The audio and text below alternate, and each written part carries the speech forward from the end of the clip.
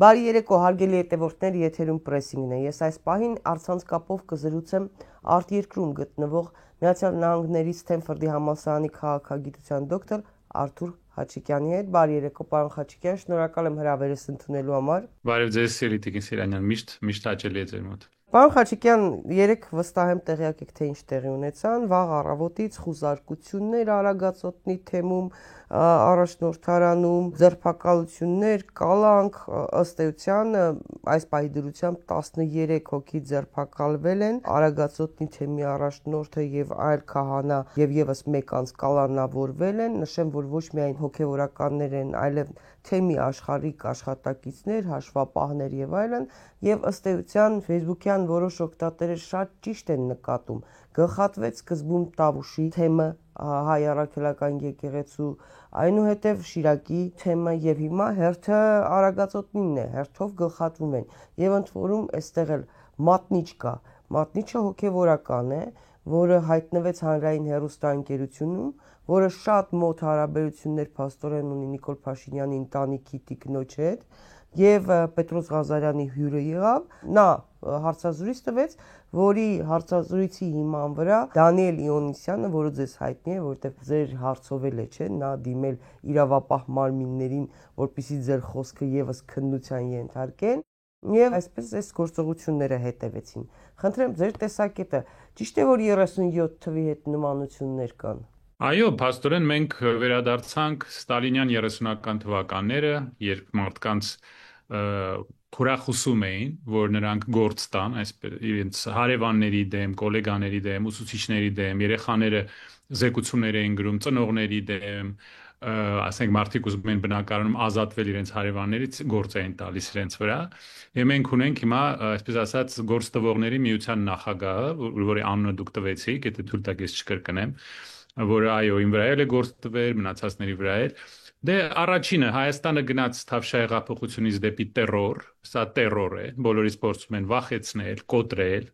Մենք գիտենք, որ նրանք փորձում են կոտրել մեր եկեղեցին, որը դիմադրում էր, այն վերջի ինստիտուտն էր, որը դիմադրում էր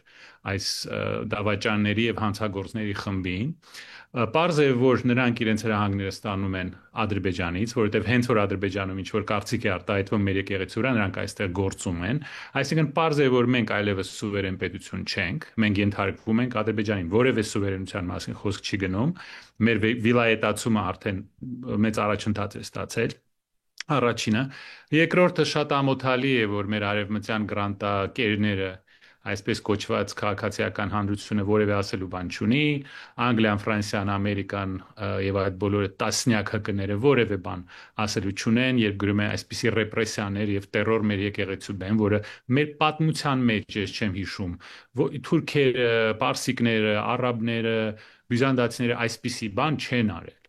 Գիտեք, ցանկացած ազգ իհարկե ունի իր դավաճաններին, բոլորի մոտ էլ կա, բայց այսպիսի քանակով, այսպիսի բանակ, դավաճանների բանակ, որոնք պատրաստ են ամեն ինչ վաճառել այդ գրանտերի դիմաց,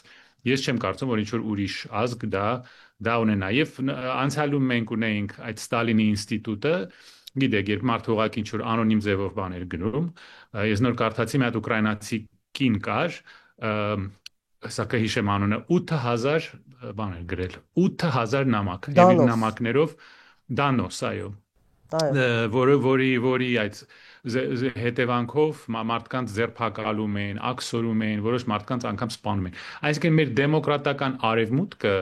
եկավ Ստալինյան 30-ական թվականների տերորի։ Եկեք իրենց շնորհավորենք ու իրանց այդ երկակի ստանդարտները եւ երեսպաշտությունը ամեն օր մեզ զարմացնում է, որ այսքան բանից հետո ոչինչ չեն անում։ Ստալինի ժամանակ մենք ունենք այդ մարդկանց, որոնք դանոսներ էին գրում, իսկ հիմա ունենք գործտվողների միության նախագահը, որը գործում է որպես այս ռեժիմի աջ ձեռքը։ Այսպիսի բան ես երբևիցե չէի պատկերացնում։ Ամենահետաքրքիրն այն է, որ Դանիել Իոնիսյանը ինքը ասում է, ինչ ուզում եք ինձ անվանեք, ինքը դրանից ընդհանրապես վատ չի զգում եւ իրեն թվում է այնպիսի տպավորություն է ստեղծում, որ ինքը պայքարում է հանուն ճշմարտության, հանուն արդարության, ընտրությունների համար է, ազատ արդար թափանցիկ ընտրությունների համար է պայքարում եւ սա այն դեպքում, երբ որ այդ բոլոր կազմակերպությունները հովանավորվում են դրսից, ինչ-ինչ ֆոնդերից, ինչ-ինչ կազմակերպություններից նրանց շահերը առաջ մղելու համար։ Արդեն տասնյակ տարիներով, այսինքն դեռ պետք է քննել ընդհանրապես ում շահերն են սպասարկում, այն որ այո ընտրություններին պետք է ազատ արդար տեղի ունենան, բայց ով է դրա մասին խոսողը,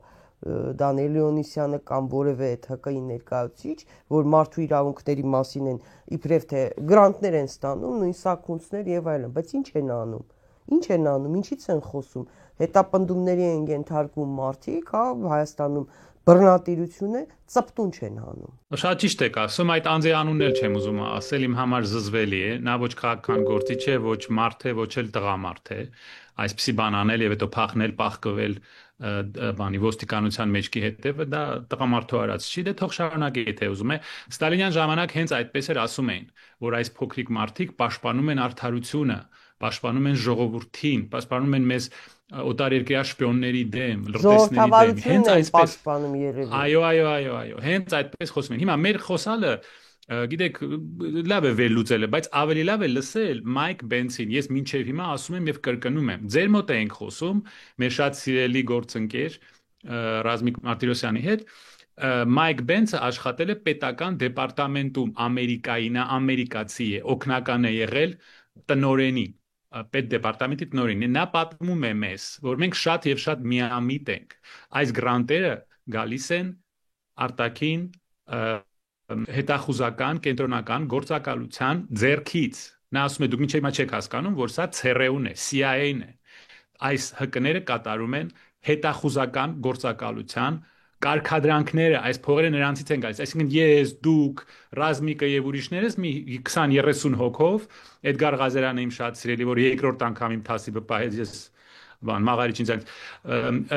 այս մարդիկ մենք փաստորեն 20-30 հոգով պայքարում ենք ՑՌԵ-ի դեմ, Միացյալ Նահանգների եւ Անգլիայի արտաքին հետախուզական գործակալության դեմ։ Այս մարդիկ տիկնիկներ են, իրենց հայրենիքը ծախած տիկնիկներ են, իրանց հետևը կանգնած է հետախուզությունը արևմուտքի։ Նա է իրենց ուղղորդում այս գործում։ Դուք հասկանում եք, այդ մարդը ամերիկացիներով հիշում եք, բանը Նուլանդը ոնց էր զանգ տալի, Վիկտորիա Նուլանդը, որը բերեց Ուկրաինայի ողբերգությանը, իր զանգը, Ջեֆրի Սաքսն է դրա մասին խոսել, որը ձեր մոտ եկել է։ Իր զանգը ինտերնետում կա, երբ որ նա զանգ է տալիս Ամերիկայի դեսպանին Կիևում եւ ասում է, գիտեք, այս մարդը Զալուժնի մասին է խոսում, կարծեմ։ Այս մարդը թույլ է, թող նա նախագահ չլինի, այս մյուսը թող նախագահ լինի։ Միացյալ Նահանգները ընտրում է Ուկրաինայի նախագահին։ Գիտեք, որ նույն Նուլանդը 98 թվականին միջամտել է նաեւ Հայաստանի իշխանափոխությանը, այնպես որ Նուլանդի մատախառն է եւ Միացյալ Նահանգների 98-ի իշխանափոխության մեջ, հա, երբ որ Լևոն Տեր-Պետրոսյանի հրաժարական եւ Ռոբերտ Քոչարյանի իշխանության գալ եւ դրվագներ հայտնի են նաեւ մեր մամուլում էլ կա դրա հետ կապված։ Այո, Նուլանդը միջամտել է միշտ, ոչ միայն Նուլանդը, հա, մենք խոսել ենք նաեւ Թուրքիայում Բրիտանիայի վարչապետը ինչպես է միջամտում Ուկրաինայի կամ այլ երկրների գործերին դեպքերը եւ ամենակարևորը, հա, դեպի այդ աշխատակիցը դուք խոսել եք Ռազմիկի հետ եւ մենք հրապարակեցինք նրա հարցազրույցի ամբողջական տեքստը, կարելի է ասել։ Նա նաեւ ասում էր, որ այդ կազմակերպությունների, այդ հետախուզական ծառայությունների CIA-ի ուշադրության կենտրոնում են հատկապես կրոնը նաեւ, չէ, երկրի կրոնը եւ թիրախավորվում է կրոնը։ Այդպես է, չէ։ Նույնը եղավ Վրաստանում, նույնը եղավ Ուկրաինայում, ինքը պատմում է գունավոր հեղափոխությունները ինչպես էին անում։ Այո, նա մեզ ասում է դուք միամիտ եք, դուք չեք հասկանում ինչի մասին եք դուք խոսում։ Ես էլ էի միամիտ, ես ուղղակի ասում եի գրանտակեր, սրանք գրանտակեր չեն։ Դե գրանտակեր են, բայց այդ գրանտակերը գալիս են CIA-ից, հետախուզական գործակալությունից։ Նրանք աշխատում են, ինչպես դուք ասեցիք, եւ եկեղեցու դեմ, եւ կրթական հաստատությունների դեմ։ Նա պատմում է, թե ինչպես Ուկրաինայում դասագրքեր էին փոխում։ Նույն բանը, որը այս դավաճանների ռեժիմը անում է Հայաստանում, նույն ձեռագիրն է, նույն բանը, ինչպես ուկրաինացիներին սովորում են, լարում են ռուսների դեմ, որ դուք այդ դարերով իրար հետ ապրում են երկու ժողովուրդ, 90-ականներին չգիտես ինչու ոչ մի կռիվ չկար, հանգիստ ապրում են իրար հետ, Ուկրաինան Կրիմի տերն էր, չէ՞, հանգիստ ապրում են։ Այնքան լարեցին, այնքան իրանց խելքը լվացին, որ հիմա տեսեք, 1.7 միլիոն մարդ է մահացել, տեսեք ինչի սա բերեց։ Նա ամեն ինչ բացատրում է այս աշխատանքը ոնց է գնում։ Անկամ պատմում է, թե երբ Զելենսկին ուզեցավ ինչ որ փողզիջման գնալ Ռուսաստանի հետ, այդ ՀԿ-ները, արտասահմանից փող ստացող ՀԿ-ները վերջնագիր ներկայացրեցին Զելենսկուն, ինքը պատմում է, մազերս բիզբիզ կանգնեց։ Ուրեմն ուկրաինացիները իրանց նախագահին վերջնագիր են ներկայացնում, որ դու հանգարց զիջումների չգնաս, դու հանգարց ինչ որ ռուսերենին որպես լեզու պետական լեզու որևէ արտոնություններ չտաս, Ռուսաստանի հետ չբանակցես, ու այդ հրամանը գալիս է բանից կենտրոնական գործակալությունից, այսինքն լիովին վերահսկում են։ Դուք հիմա հասկացաք ինչի մասներ նա խոսում, բանի MI6-ի տնօրենի հետ։ Նա երկու անգամ հանդիպել է, չէ՞, թաքցնում Բրիտանիայի հետախուզական գործակալության հետ, տնօրենի հետ, ոնց էր անունը, Մայքլ Մուր։ Ռիչարդ Մուր։ Նաև Միացյալ Նահանգների հետախուզական ծառայության ղեկավարը, մենք մի շրջան ապրել ենք Հայաստանում, երբեք այսքան ծառայությունների աշխատակիցներ չէին եկել գնացել։ Մենք հասկանում էինք, որ այստեղ ինչ որ խնդիր կա, ինչ որ process-ներ են զարգանալու։ Այո։ Եվ դուք տեսնում եք հետևանքները, եւ դրա մասին խոսում է Ռիչարդ Մուրը, որը Էրդողանի շատ մտերիմ ընկերն է, որը պաշտոնավարել է նաև Թուրքիայում։ Այո, եւ տեսեք, այս մարդը, այս անձը, սրանց ղեկավարը, ի վերջո ինքը իր աբերանով ասեց, որ ես զիջումների գնաց, չընդունեցի այն առաջարկները, որոնք ստացվել են կարծեմ Մինսկի խմբից Ղարաբաղի հարցը լուծելու, հա, փոխզիջման հիման վրա, որովհետև դա կխոչընդոտեր մեր անկախությանը։ Ես իր ճիշտ բառերը չեմ հիշում, բայց նա այդպես ասեց, այսինքն, եթե ես ընդունեի այդ առաջարկները եւ Ղարաբաղը մնար, դա խոչընդոտում էր մեր կամ կխանգարեր մեր անկախությունը։ Այսինքն մարդը իր բերանով ասում է, ես հանձնեցի Ղարաբաղը, ես սպանեցի 5000 տղա,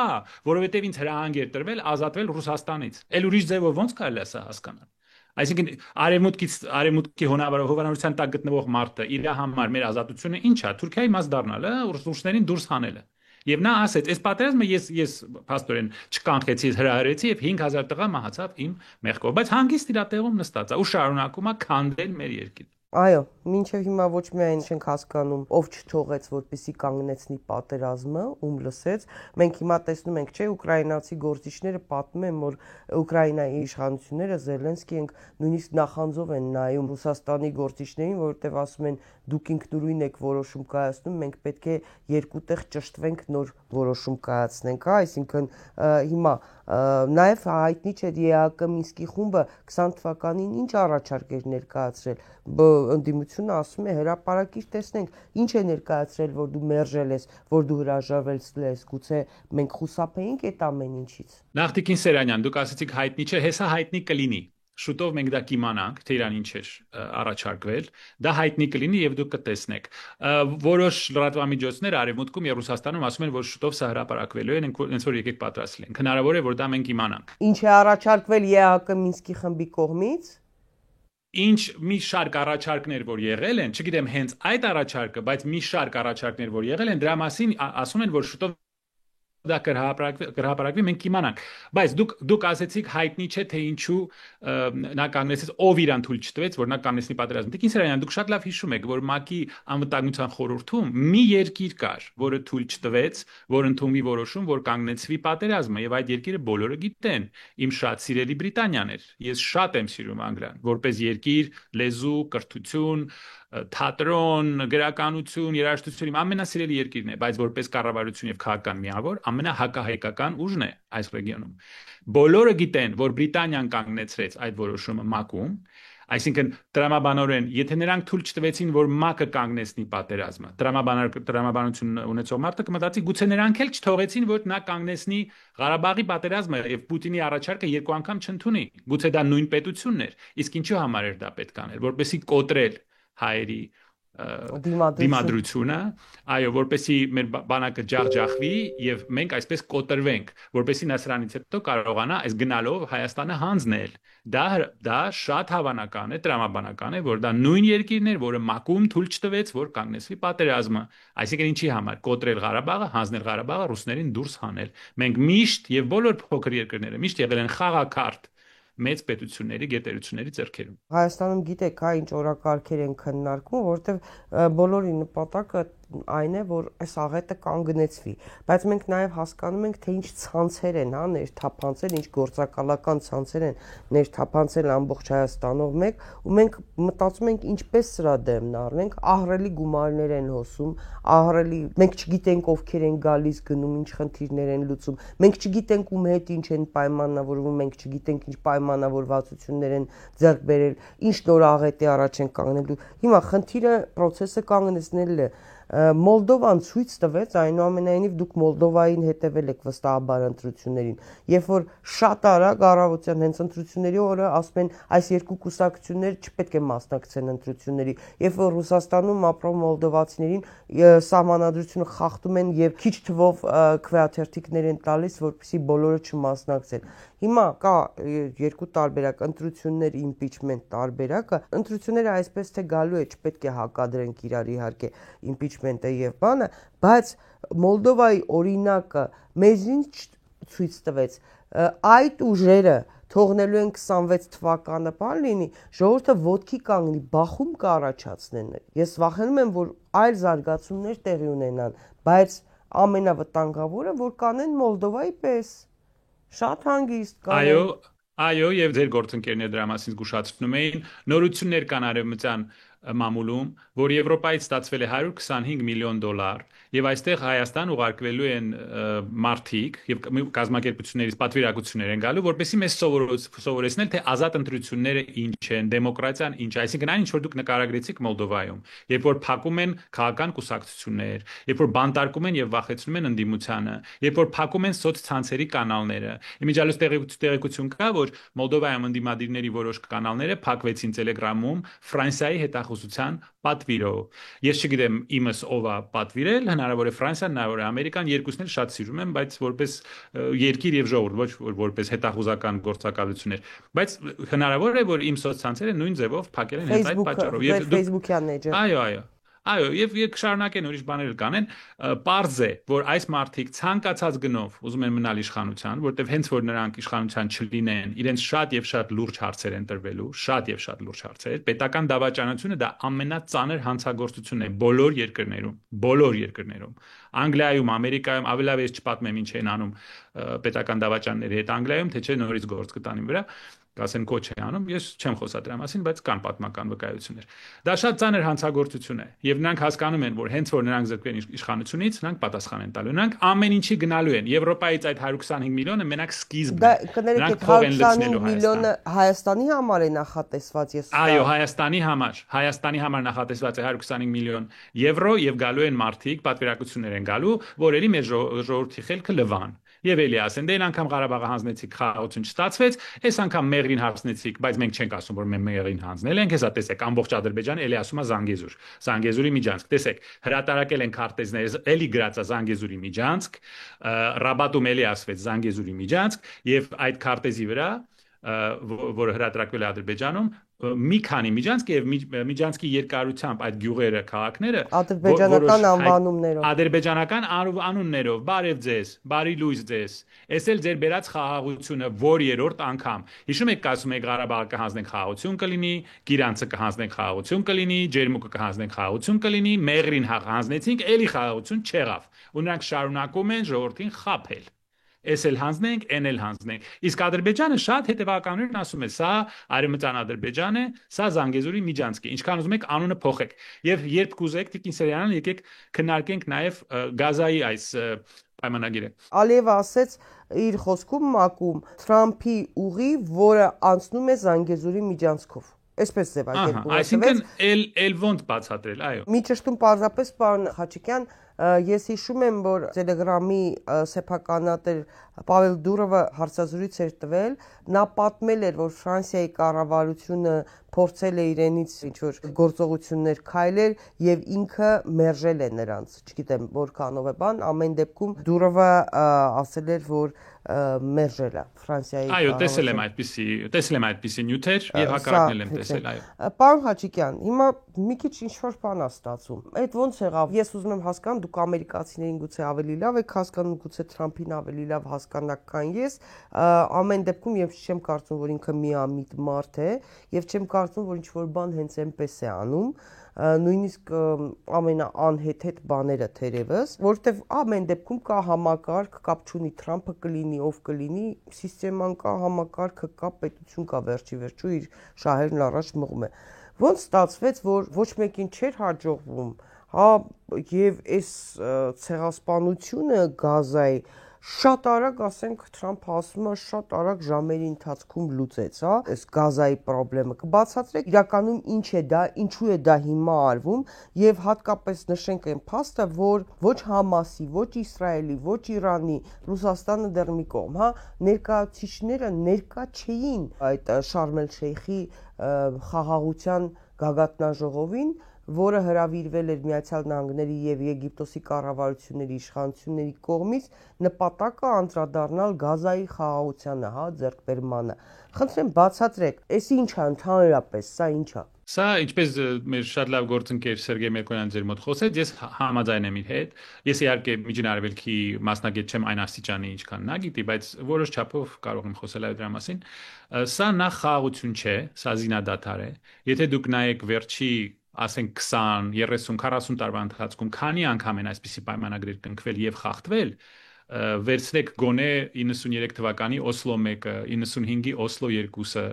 98-ի Wye River Agreement, ուզում եմ հիշեմ, դա էլ էր, այսինքն քայլ առ քայլ ինչ որ բան փորձում էին անել, պաղեստինցիները ընդունում էին Իսրայելի գոյության իրավունքը, Իսրայելը հետ էր քաշվում Գազայի որոշ մասից, հետո հարձակում էր լինում, էլի ինչ որ մեկին սպանում էին, պատանդ էին վերցնում, Իսրայելը նորից մտնում էր Գազա։ Սա շարունակվում է տարիներով։ Ամեն 2, 3, 4 տարի սա լինում է եւ կլինի իմ կարծիքով։ Սա ուղղակի զինադադար է։ Ամենակարևոր հարցերը չեն լուծվել։ Հեղուսաղեմի ստատուսը, պաղեստինցիների վերադարձը, Պաղեստինի ապագան, ինչ որ ակնարկ է արվել, որ հնարավոր է որ լինի ինչ որ պետություն, բայց դա արդեն խոսում են դրա մասին տասնյակ տարիներով։ Հետո բանի West Bank-ի մասին, Արևմտյան ափի մասին, այնտեղ շարունակվում են բնակվել հրեաները, բնակավայրերի հարցը, հրեաների, դա էլ չի լուծվել։ Այսինքն սա ուղղակի ժամանակավոր ինչ որ զինադադար է 47% տարածքի Իսրայելը զիջում է պաղեստինցիներին, հետ է քաշվում, 53-ը թողում է իր վերահսկողության տակ, պետք է Համասը պետք է զինաթափվի եւ նայեք, կարևոր տարբերություն մեր պայմանագրի եւ իրենց Տրամպը դուրս է հանդես է գալիս որպես երաշխավորող այս պայմանագրի եւ նա ասեց, եթե Համասը չզինաթափվի, ես իրանց կզինաթափեմ։ Դա իր բառերն են։ Ասում եմ ավելի լավ է ինձ բան չանեք, չհուսահատեք, որտեվ ես ձեզ կզինաթափեմ, եթե դուք դա չանեք։ Նա պաշտոնապես հանդես է գալիս որպես գարանտ, երաշխավորող։ Իսկ մեր դեպքում ես էլի գնացի նայեցի այդ թուղթը, որ ստորագրել են, գրած է witness, այսինքն վկա, մի բան է վկա լինել, այսինքն ես տեսել եմ դուք ստորագրել եք, երկրորդը գարանտ լինել, երաշխավորող, այսինքն եթե դուք խախտեք, ես կստիպեմ ձեզ, որ դուք հարգեք ձեր պայմանավորությունը։ Դա տարբեր բաներ են, լրիվ։ Եվ հետո նայեք, Գազայում դա փոխադարձ համաձայնություն է։ Նույն օրը եւ Իսրայելը եւ Համասը ազատեցին իր գերիներին։ Շատ ցավալի, ես շատ ուրախ եմ իրենց համար, շատ ուրախ եմ։ Եվ դա իսկապես բարբարոսություն էր, եւ հոկտեմբերի 7-ի հարձակումը եւ 67000 պաղեստինցի երեխայի եւ մայրերի մահը, դա սարսափելի բան էր, հանցագործություն էր, բայց ես ուրախ էի, որ այդ մարդիկ ազատվեցին, բայց միտք էլի մի անգամից առաջ սա, բայց մենք ինչու ենք միշտ 4-րդ կարգի ժողովուրդ, ինչու ենք մենք Չ կլասի ժողովուրդ, մեր գերիներին ով է հիշում, մեր գերիները ինչու մնացին բանտում, դուք որ ստորագրում եք դա, գերիներին ինչու բաց չթողեցիք, տեսեք ինչպես են ուրախանում հրեաները եւ արաբները, որ իրենց գերիներին բաց թողեցին, դա փոխադարձություն է, ես, այսինքն Իսրայելը հետ է քաշվում, դուք զինաթափվում եք, դա է փոխադարձությունը, մենք ինչ ստացանք, մենք գնացինք փաստորեն երրորդ կապիտուլյացիայի, Ադրբեջանը մեզ չտվեց, ես նայեցի միջալցել փաստաթուղթը, այնտեղ գրված է unimpeded connection to connectivity, unimpeded, այսինքն անխոչնդոտ доступ, հասանելիություն, այո, հասանելիություն, անխոչնդոտ, մեր դեպքում, Ադրբեջանի դեպքում այդպիսի բան չկա, ուղղակի հասանելիություն, այնտեղ գրած չէ, անխոչնդոտ, այսինքն սա փոխադարձ չէ, այսքան որ ասում են փոխադարձ, մանտրայի պես կրկնում են, որևէ փոխադարձ բան չկա, եւ ամենակարևորը Միացյալ Նահանգները գարանտ չի դառնու, նրանք չեն երաշխավորում այս քանի որ խոսեցիք Գազայի դեպքում Թրամփը ինչպես է երաշխավոր դառնում, այս դեպքում ինչ է լինում։ Նա վկա է, ասում է ինձ WhatsApp-ով կզանգեք, այսինքն բան էլի։ Բայց վկային կներեք WhatsApp-ով ես հիմա չգիտեմ արդեն WhatsApp-ի մեջ ինչ է գրել, որովհետև տեսակ չէ, Շարմ el-Շեյխում խայտարակ եղանք, որ Նիկոլ Փաշինյանը մոտենում էր ասում էր ես Հայաստանի վարչապետն եմ, բան տեղը չի բերում, հետո ընդհատում է Գուտերեշի հետ է շարունակում Թրամփը զրույցը, բան չի անում, հետո Ալիևին ասում է ուրա քո հայրենակիցը, նա էլ ցույց է տալիս այնտեղ նստած Փաշինյանը, այս խայտարակությունն է, քանի տարի, բա քանի տարի մենք ձեր մոտ պետք է բացատրենք այդքան մի հրապուրվեք մի ոգևորվեք արևմուտքը ունի կոնկրետ շահեր նավթ գազ Ռուսաստանին դուրս հանել եւ մեր ռեգիոնը դարձնել Թուրքիայի եւ Իսրայելի դիրապետության վայր քանի անգամ ենք դա բացատրել այսպես կոչված ռուսերեն акցենտով խոսող այդ մեր արևմտամետներին քանի անգամ ենք դա բացատրել տեսակ Ղարաբաղը հանձնեց, Մեղրին հանձնեց, այն մեր բաները անկլավները հանձնեց, հեսա Տիգրանաշենն էլ կհանձնի։ Ամեն ինչ հանձնեց, Արարատից հրաժարվեց։ Ցեղասպանությունից ասում եմ, չենք խոսում։ Ամեն ինչ արեց, էլի մնաց the other guy, and մյուս տղեն։ Տեսակ որ այսքան բանից հետո մենք չարժանացանք անգամ հարգանքի, այսքան ստորանալուց հետո, սա է ձեր արտաքին քաղաքականությունը։ Բայց դիտմամբ է, չէ՞ անում Թրամփը։ Թրամփը եթե իրեն պետք լինի, ինքը լավ հիշում է, չէ՞։ Ինքը դժվար եթե իրեն պետք լինի ինքը հիշում է հա ինքը ձեռք է առնում չէ իհարկե ձեռք առնում որովհետև նա բիզնեսմեն է նա թույլ մարդ չի սիրում տեսեք Ալիևին նա ինչ ասեց իր հետ ավելի լավ է գործ չունենալ նա սիրում է ուժեղ մարդ տեսակ ինչ ասեց Ալիևի մասին ասում է տեսեք սա տղամարդ տղա է իմիջիայլոց 22 տարի որ մնաց իշխանության այդ ձեր դեմոկրատիա պարտեզ ոչ մեկին պետք չէր դա ոչ մեկին պետք չէր մեր թավշյա հեղափոխությունը որ թիթիզի պես դուրս եկաք ծափարում էր ձեր արևմուտքը ոչ մեկին դուք պետք չեք տեսակ ոնց ձեր ղեկավարին բան վերաբերվեցին իսկ իրան ասում է սա տղամարդ տղա է տարբերությունը զգում եք բռնակալը տղամարդ տղա է Այո, իսկ մերը գնաց ընդ նստեց հիշացնում է թե ես ով եմ։ Սա գիտեք ինձ ինչ հիշացրեց, բանը Տրամփը շոումեն էր, չէ՞, 10 տարի, 15 տարի շոու ուներ, Apprentice, ոնց են ասում, ուսանողը, հա, կամ ոնց են ասում, մի մարդ որ սովորում է ինչ-որ բան։ Այնտեղ որ ասում էր you're fired, այսինքն դուք ազատ եք։ Ազատեց, գործից ազատված եք։ Պաստորեն մեզ ազատեց գործից, այսքան չոքի վրա, չոքերի վրա, այսքան իրանից հետևից վազեցիք, ձեր անունն էլ չգիտի։ Դուք մնացիք այն մյուս տղեն, այսքան բան հանձնելուց հետո Սա է ձեր արտաքին քաղաքականությունը։ Դե գնացեք գործ տվեք։ Տրամփի վրա գործ տվեք, կարակ։ Հիմա օգոստոսի 8-ի հետ կապված։ Մենք ինչ ստացանք, որևէ բան այնուամենայնիվ ստացանք, սա ինչ որ գուցե մասնագետները ասում են 1-2 տարի, գուցե 2-3 տարով հրադադար լինի, դա հնարավոր է։ Սա ժամանակավորապես ինչ որ հրադադար հնարավոր է լինի, այո, մինչև այս ռեժիմը փորձի վերընտրվի։ Չնայած տեսեք որ անգամ այնքան չի հարգում իրան որ գոնե ժամանակավորապես գոնե չասի Զանգեզուրի միջանց գոնե մի 6 ամիս սպասի որ այս մարդը նորից փորձի ընտրվի դա էլ չի անում նա այդքան չի հարգում ես որ շարունակում է դա ասել գիտի որ սա պետք է ընտրվի կամ չընտրվի հուսանք բայց ելի շարունակում է դա ասել ինչ որ զինադադար կլինի սրանից հետո Թուրքիան եւ Ադրբեջանը սկսում են կառուցել այդ միջանցքը գիտեք որ մինչև մեր տարածքը արդեն մեծ մասը կառուցել բրծել են դրանից հետո մենք մինչև հիմա չենք կարողանում հասկանալ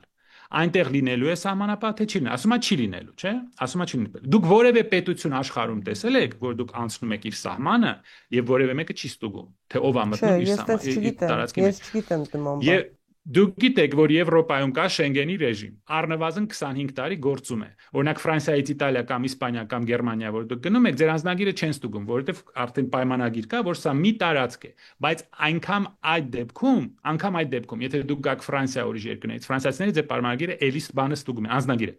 Ֆրանսիացիները ձեր անձնագիրը էլի ստուգում են։ Անգամ եթե չկա սահման, պաշտոնապես սահման չկա, էլի ստուգում են, որովհետեւ դա իրենց տարածքն է։ Իտալիայից որ գաք Ֆրանսիա կամ Իսպանիայից գաք Ֆրանսիա, էլի կանգնեցնեն կստուգեն։ Դուք որևէ պետություն գիտեք, որը չունի սահմանապահ, այսինքն դուք չունեք սահման։ Եթե դուք չունեք սահմանապահ, եթե դուք չունեք մաքսատուն, այսինքն դուք չունեք սահման։ Դա նշանակում է, որ Ադրբեջանից մինչև Նախիջևան, որ դուք գնում եք, դուք Հայաստանի սահման չեք հատում։ Այսինքն այնտեղ Հայաստան չկա։ Դա արդեն Հայաստան չի, եւ այդ տարածքը 99 տարով պլյուս էլի 99 տարով տրվում է Ամերիկային, Ամերիկայի լիդերին, որը 3 տարի հետո արդեն չի լինի իր տեղում։ Նա չի վերընտրվելու, որտեղ իր խոստումների մեծ մասը չստացվեց։ Այստեղ չի ստացվում ամենակարևոր բանը, որ տեղի ունեցավ Միացյալ Նահանգների համար, հա, ըստ էության, ամենակարևոր բանը փաստը, հա, այստեղ սաղ այդ հրադադարը հեղեղուկ է, խաղաղություն գոյություն չունի եւ ստացվեց, որ Միացյալ Նահանգները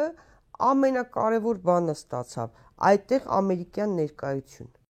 Այո։ Չէ, դա ստացվեց։ Եվ մեզ համար մշտապես Մեղրին Սյունիքը եղել է ամենակարևոր խաղաքարտերից մեկը, հա։ Այո, որը մենք զիջեցինք։ Այո, այո։ Եվ հիմա այդտեղ թողնել այլ երկրի ներկայություն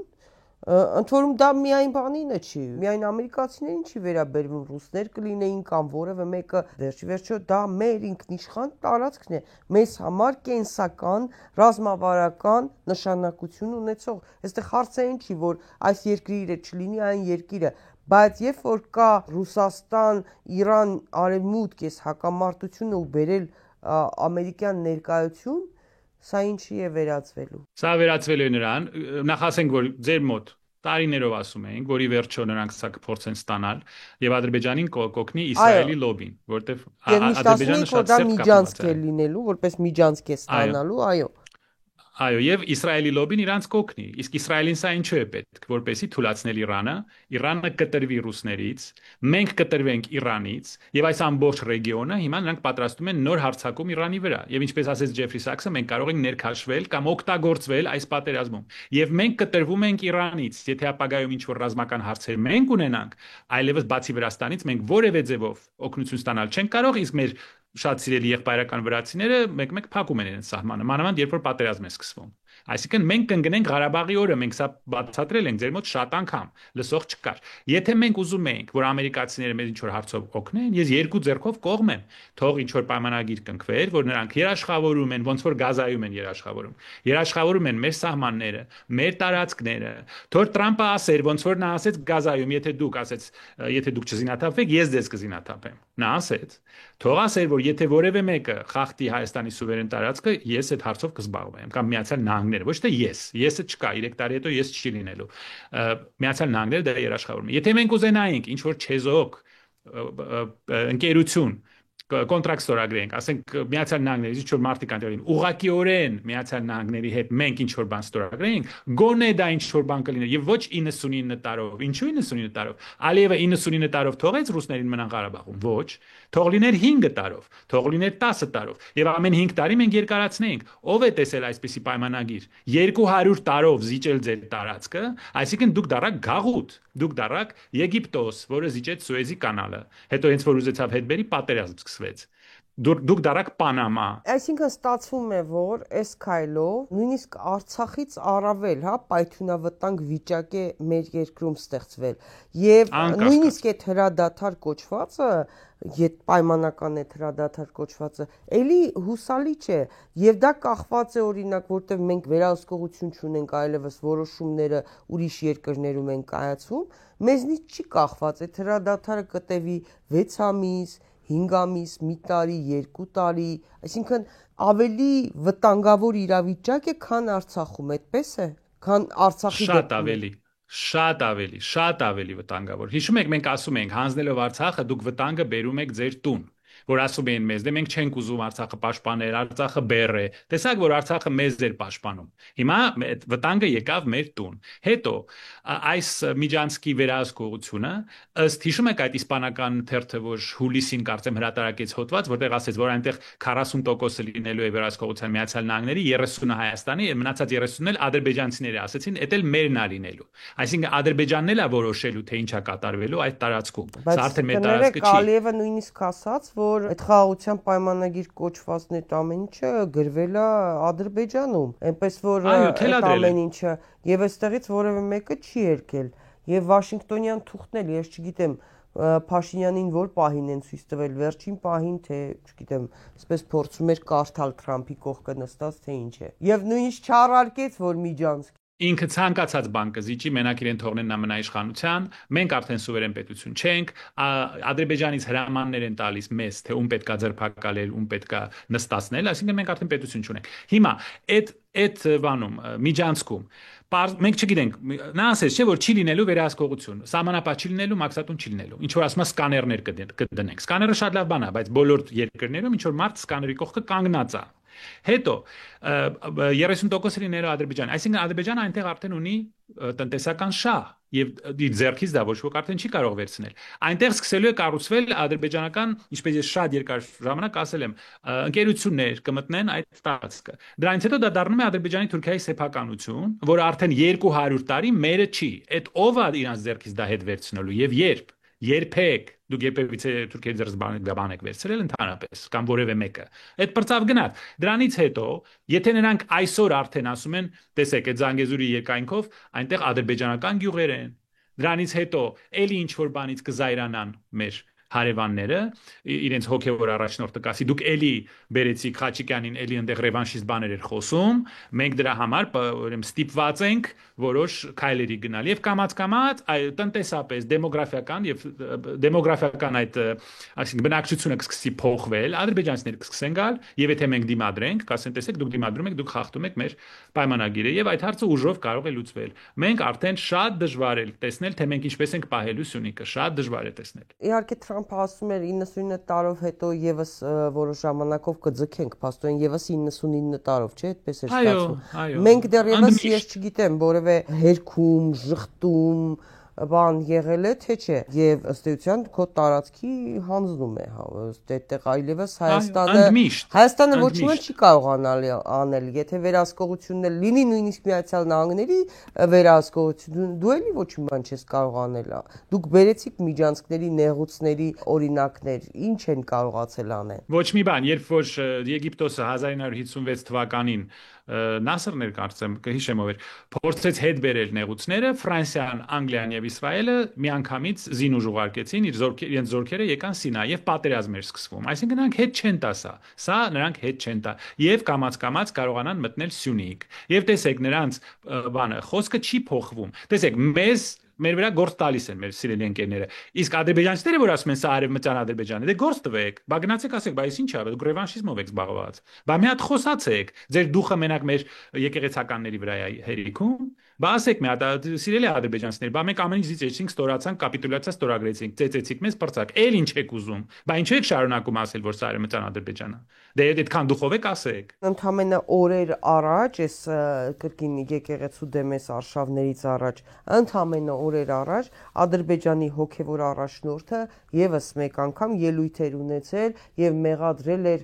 եկեղեցուն որ տեսեք իշխանությունները բան են խաղաղություն են բերում բայց դուք հակակարողություն եք անում ինչ են անում խոսում են Արցախի մասին խոսում են Արցախահայության մասին եւ Ադրբեջանի հոգևոր առաջնորդի ցուցումները մեկիկ հատ կատարվում են այս իշխանությունների կողմից իսկ նա նաեւ ինչ է ասում է որ վեհափար հայրապետը հոգևորականները հայ առաքելական եկեղեցին ռևանշիստ են եւ Մայրաթոր Սուրբ Էջմիածնի հողը ադրբեջանական է խնդրեմ երբ որ նա ասում է որ Երևանը Իրիվան է եւ Իրիվանում պետք է վերահաստատվի մահմեդական հանրությունը բա դա ո՞նց ենք դիմադրելու դրան ո՞նց ենք դիմադրելու երբ որ նրանք գան Երևան եւ ասեն որ այս եկեղեցին պետքա մսկիթ լինի տեսեք անի մայր տաճարը մսկիթ են դարձնում սա է խաղաղությունը հա սա է բարի կամքը եւ այսինքն Երևանի եկեղեցիներից եթե մսկիթ սարքեն եւ մենք ես ու դուք փորձենք դիմադրենք մեզ կնստացնենք ասեն ռևանշիստ եք մենք արդեն մեզ ղեկավարում է Ադրբեջանի դեսպանատունը քանի տարի ենք ասել ձեր մոտ սրանք ներկայացնում են Ադրբեջանը մեկին խնդրենք այս բանակցությունները Վաշինգտոնում եղել են Ադրբեջանի եւ Ադրբեջանի միջև Ադրբեջանը ինքը իր հետ է բանակցել որտեվ հայերին ներկայացնող մարդ չկար այնտեղ սա Հայաստանի ղեկավարությունը չի սա Ադրբեջանի բանն է գուբերնատորն է Հայաստանում Ինձ մտահոգող ամենակարևոր հարցերից մեկն էլ այն է որ բացի այն որ ՄԱԿ-ի ամբիոնից Ալիևը բազմիցս Զանգեզուրի միջանցք անվանումով էր խոսում Դրանից հետո թուրքական պետությունների համագործակցության այդ կազմակերպության ընթացքում եւ Էրդողանը եւ Թուրքիան մեր Սյունիքի վրա իրենց ծրագրերն էին կառուցում եւ ներկայացնում որպես թուրքական աշխարհը կապող հանգույց շատ կարեւոր բան, որը թուրքական աշխարհի համար այդ Զանգեզուրի միջանցքը շատ կարեւոր է եւ այլն։ Ինձ սա էր մտահոգում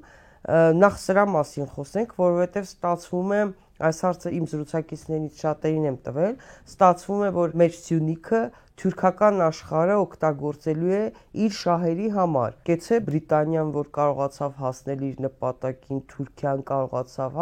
Ադրբեջանը այստեղ ի վերջո պրոքսի պետություն է, Կարողացան հասնել իրենց նպատակին։ Կարողացան Տիկին Սրանյան, քանի որ ինչպես մենք խոսեցինք դրա մասին, տասնյակ տարիներ մեր երկիր ներմուծվեցին տասնյակ հարյուրավոր միլիոնավոր դոլարներ, 100 միլիոնավոր դոլարներ, որոնցով այս բանակը, գաղտնիք բանակը մեր ժողովրդի գլուխը լվաց եւ մեզ համոզեց, որ պետք է հանձնվել, պետք է Ղարաբաղը հանձնել, 18 թվին այս հեղաշրջումը կատարեցին։ Հիմա մենք հասկացանք, թե ինչու դա կատարվեց, տեսանք հետևանքները, չնայած մեզ զգուշացնում էին այն ժամանակ, մենք չէինք հավատում։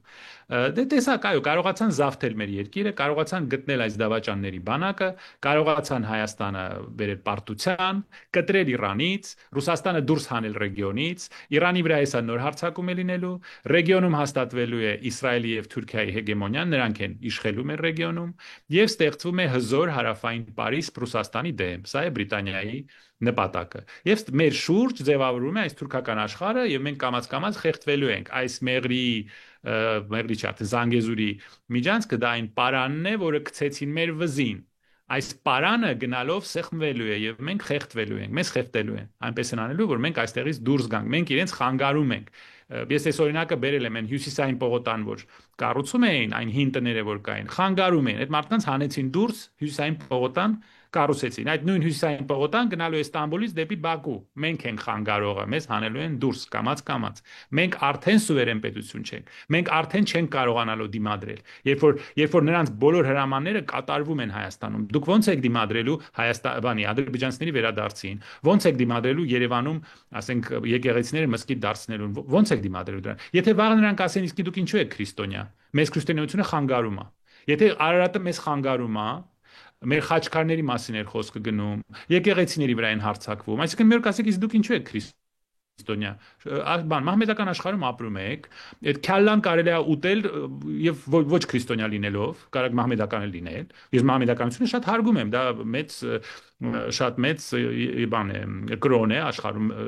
հեղինակություն ունեցող կրոն է, հետաքրքիր պատմություն ունի եւ ես դա ուսումնասիրել եմ, բայց մեր մոտ այնպես է ստացվել, որ մենք այդ աշխարհից չենք, մենք քրիստոնյա ենք։ Գուցե այդ հարցն էլ բարձրացնեն, դրանից էլ հրաժարվենք։ Մեր ամբողջ պատմությունից պետք է հրաժարվենք, այդ Սասունցի Դավիթը, որ կանգնած է կայարանում նստած ավելի շուտ։ Իրան ինչ ենք անելու։ Դա էլ պետք է հանենք, Սասունը Թուրքիայում էր։ Այդ ամեն ինչը հիմա սկսելու ենք հետ բերել։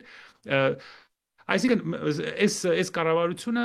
ոնց որ ներկայացնի մեր ամենավատ թշնամուն։ Երևան Քոչարը չնայած նույնիսկ այնպես է քանդակը կառուցել, որ Սասունցի Դավթի թուրը որ կողմ է, որ ուղղությամբ է ուղված, նույնիսկ դա է, հա,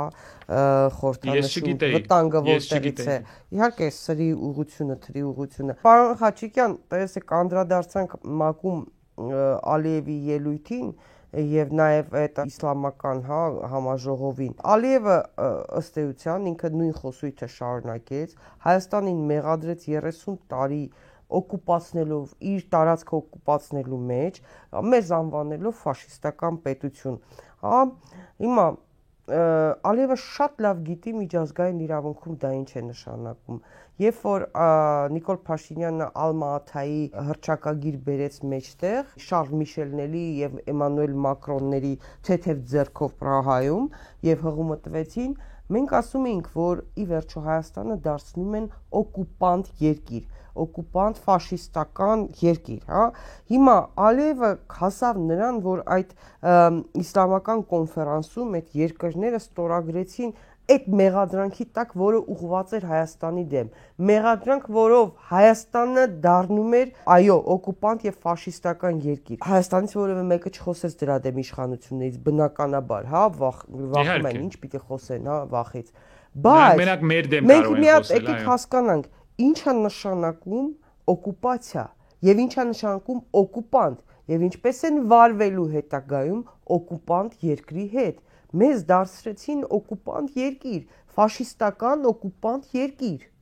որը զավթել է իբրև թե ուրիշի հողը մեզ հետ, մեզ հողին են հավասարեցնելու։ Օկուպանտներին ինչ են անում։ Դուք շատ ճիշտ նկատեցիք, ինչու է դա արվում, որպեսզի հիմք դրվի Հայաստանի կազմալուծման համար, մեր օկուպացիայի, մեր տարածքի օկուպացիայի համար, որտեղ երբ որ դուք ասում եք ֆաշիստական երկիր, պատմական զուգահեռները տանում են ձեզ Գերմանիա, որտեղ ամբողջ երկիրը օկուպացվել էր Միացյալ Նահանգների, Բրիտանիայի, Ֆրանսիայի եւ Սովետական Միության կողմից եւ ստորագրել էր կապիտուլյացիա, բացարձակ կապիտուլյացիա, այսինքն նա բացատրում է թե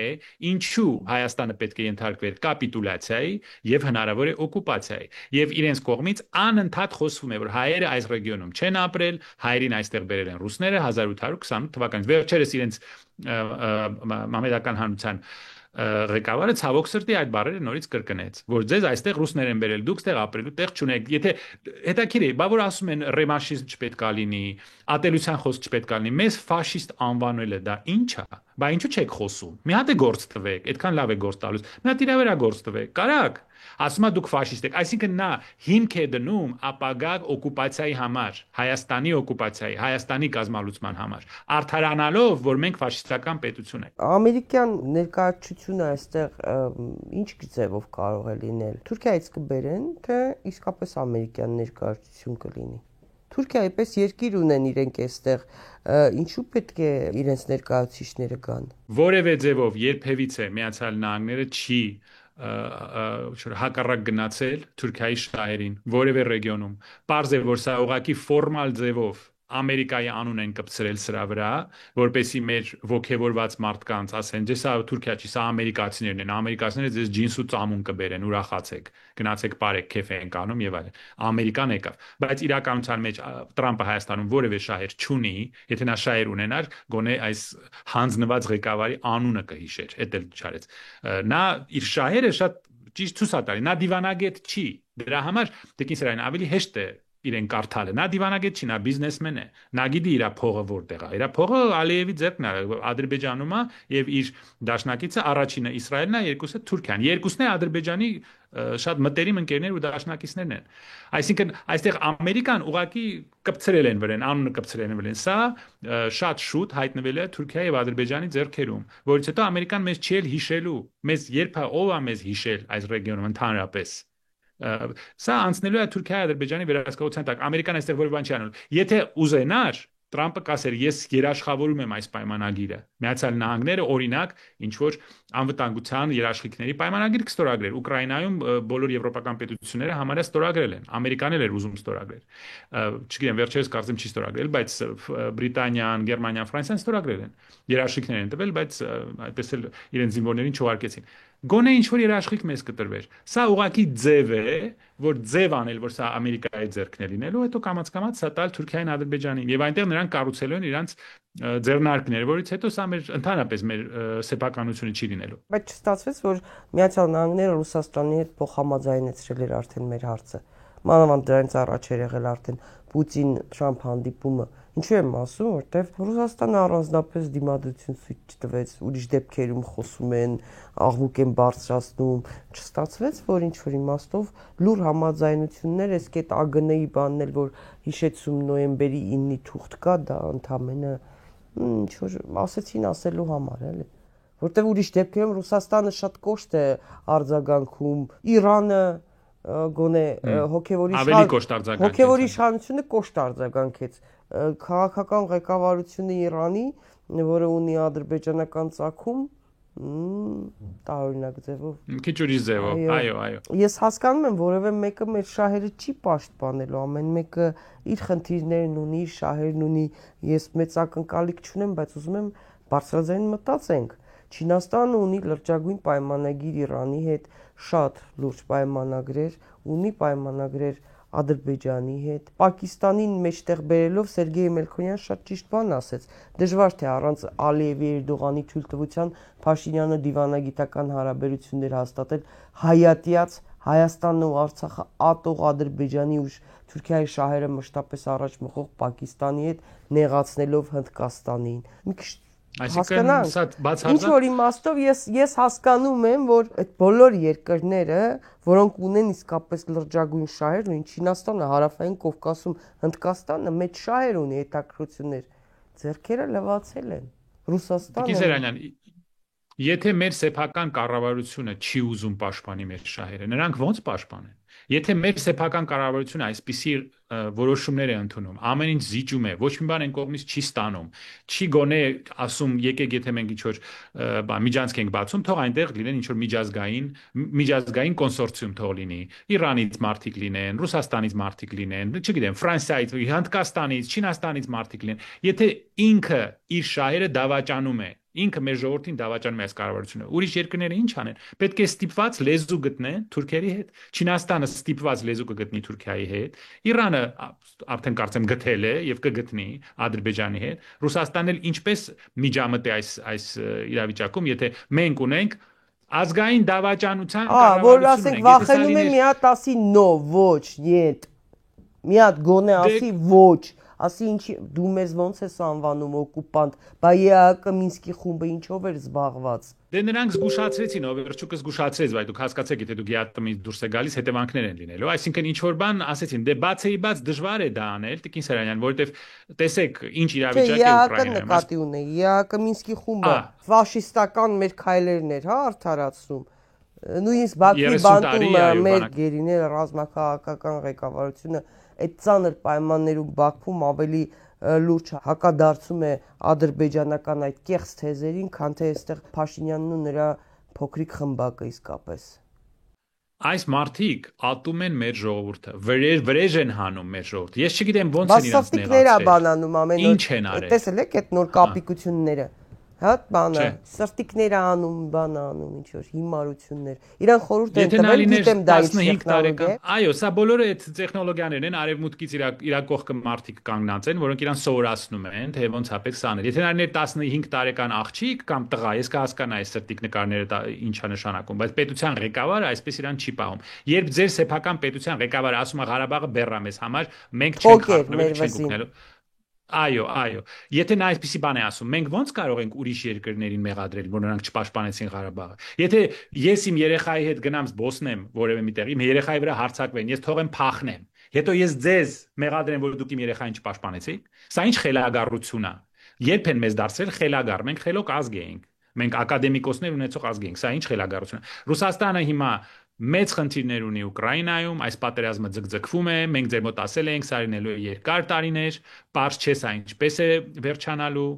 մեծ էսկալացիա ինչպես միշտ վտանգ կա, Տրամպը խոսում է Tomahawk այդ հրթիռների մասին, որոնք կարող են նաև միջուկային զենք կրել, սա մենք վերադառնում ենք Սառը պատերազմի ամենավատ դրվագներին, շատ ավելի վատ, քան Սառը պատերազմը։ Այնտեղ այնպիսի հարցեր է լուծվում, որ մեզ չեն նկատի։ Ռուսաստանը շատ մեծ խնդիրներ ունի եւ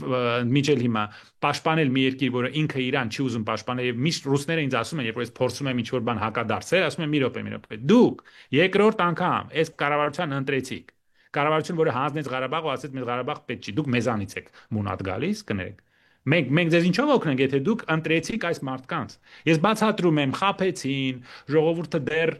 հիշում էր որոշ անարդարություններ անցյալից, չի կարելի մարդկանց մեղադրել, ժողովուրդը կոտրված էր եւ այլն, հասկանալի է, բայց նրանք ոնց մեզ օգնեն, Ռուսաստանը ոնց օգնի, Իրանը մեզ ոնց օգնի, երբ մենք այսպիսի կառավարություն ունենք, որ ընկնում է Տրամպի հետևից, խնդրում է, որ գոնե Իրան հիշի, այսքան բան զիջելուց հետո գոնե հիշի նա ով է, եւ ինչ որ նկար անի, հիշում եք այդ Վենսի հետ այդ խղճուկ սելֆին։ Հա, անձեռոցիկի տուփներն են կա։ Հա, դուրը ծեծեց, խափեց, մտավ, նկարվեց, գնաց երևի։ Հա, այդ հիշում եք։ Այդ նույն բանը փորձում է Տրամպի հետ տանել, որ ստեղ մեր հարիվներին այդ իր բանակը էլի առաջ գցի, այդ ռուսախոս արևմտամետները էլի բոլորին բացատրեն, որ տեսեք ինչ հզոր տղա է, Տրամպը իր կողքը մի կես վայրկյան կանգնեց, թողեց նկարվի։ Այսօր հակառուսական շրջանակներից մի ներկայացուցիչ, մի կրկռ ունենք ասում ներկայացուցիչ, պարոն Խաչիկյան, ասել է ամեն անգամ, երբ որ Թրամփն ու Փաշինյանը միասին կադրում հայտնվում են, հիշում Վաշինգտոնյան օգոստոսի 8-ը, դա հավասար է նրան, որ մենք 18 տանկ առնենք։ Ես արտասահմանում եմ, եթե պետք է, ես կարող եմ դեղորայք բերել։ Երևի դեղորայքի կարիք կա Հայաստանում, այսինքն նկարը համարժեք է տանկին։ Եթե ուզում եք, ես դեղ կարամ ուղարկել, բայց ուղղակի ասեք ինչ ա պետք։ Ես հասկանում եմ, բայց սա այսօր մեր իրականությունն է, պարոն Խաչիկյան։ Թիթիզություն, պարզ ժողովրդական բառերով թիթիզություն, մեյմունություն է սա պետություն չի։ Սա գյադայություն է, այսպես ղեկավարել ձեր ժողովրդին, սա գյադայություն է։ Ձեր տեղ ասում եմ, այս մարդկանց մի հատ բան YouTube կանալ տվեք կամ TikTok-ի ինչ-որ հաշիվ տվեք, թող ընդ նստեն իրենց մեյմունությունները անեն։ Դուք երկրի ղեկավարելու հետ որևէ առնչություն չպետք է ունենա։ Շնորհակալ եմ, պարոն Խաչիկյան, շատ հետաքրքիր զրույցի համար, ինչպես միշտ, մենք կփորձենք հաճախակի անել, հա, որովհետև դեռ պարոն Խաչիկյանի նկատմամբ հետապնդումները շարունակվում են։ Պարոն Խաչիկյանը ունի բավական մեծ լսարան եւ թերևս հենց դրանով էր դարձել, որովհետեւ շատ པարզ բացատրում է առաջին իսկ օրից թե ինչ է կատարվելու, ինչ հետևանքներ են ունենալու նրանց քայլերը։ Պարոն Խաչիկյանը թիրախում է գտնվում ոչ միայն այս իշխանությունների, այլև այդ իշխանություններին պահող տարբեր հասարակական, քաղաքական շրջանակների, այնպես որ պարոն Խաչիկյան կփորձենք դեռևս այս ձևաչափով կոմպենսացնել, լրացնել բացը։ Իսկ դուք հարգելի հետևորդներ, այդ սրտիկներ, չգիտեմ, թիթեռներ նկարող այդ պարոնին ամեն անգամ տեսնելով ուղղակի հիշեք, որ այսքան աղետ ու արյունը նա է բերել 5000 եւ ավելի տղաների զոհաբերության պատճառը, այդ պատերազմի հրահրման, նրանց մահվան պատճառը ինքն է եղել։ Ամեն անգամ սա հիշեք, ամեն անգամ հիշեք, թե ձեր հարազատներից քանիսն են զոհվել այդ չարաբաստիկ պատերազմում, որը նա հրահրեց եւ զինվորին մենակ թողեց։ Եվ հետագայում Ալիևը հպարտացավ, որ 5 միլիարդից ավելի զենք է արգրավել հայկական կողմից։ Կհանդիպենք, հաջողություն ձեզ։